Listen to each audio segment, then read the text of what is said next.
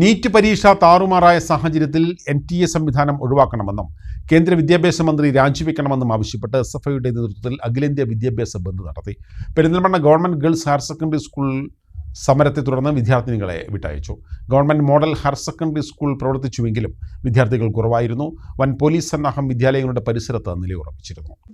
NEET പരീക്ഷയിൽ ക്രമക്കേട് വ്യക്തമായ സാഹചര്യത്തിൽ NTA സംവിധാനം ഒഴിവാക്കണമെന്നും കേന്ദ്ര വിദ്യാഭ്യാസ മന്ത്രി രാജിവെക്കണമെന്നും ആവശ്യപ്പെട്ടാണ് SFI അഖിലേന്ത്യാ വിദ്യാഭ്യാസ ബന്ദ് നടത്തിയത്.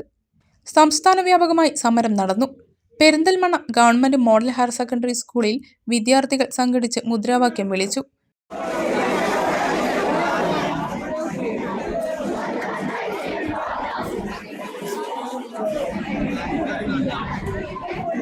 ഒന്നര മണിക്കൂറോളം വിദ്യാർത്ഥികൾ മുദ്രാവാക്യം തുടർന്നു.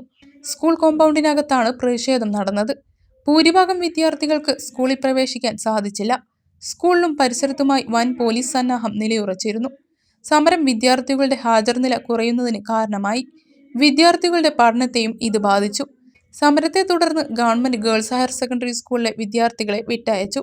പെരിന്തൽമണ്ണ നഗരത്തിലും പഠിപ്പ് മുടക്കിയ വിദ്യാർത്ഥികൾ പ്രകടനം നടത്തി. PTA government college, Angadipuram government polytechnic college തുടങ്ങിയ വിവിധ കേന്ദ്രങ്ങളിൽ SFI പ്രതിഷേധിച്ചു.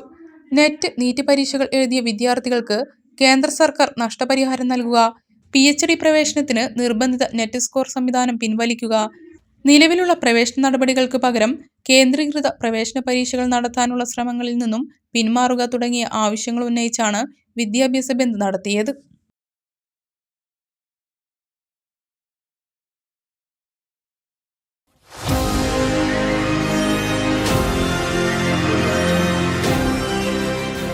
കൂടുതൽ വാർത്തകളും വിശേഷങ്ങളും അറിയാൻ പേജ് ലൈക്ക് ചെയ്യൂ.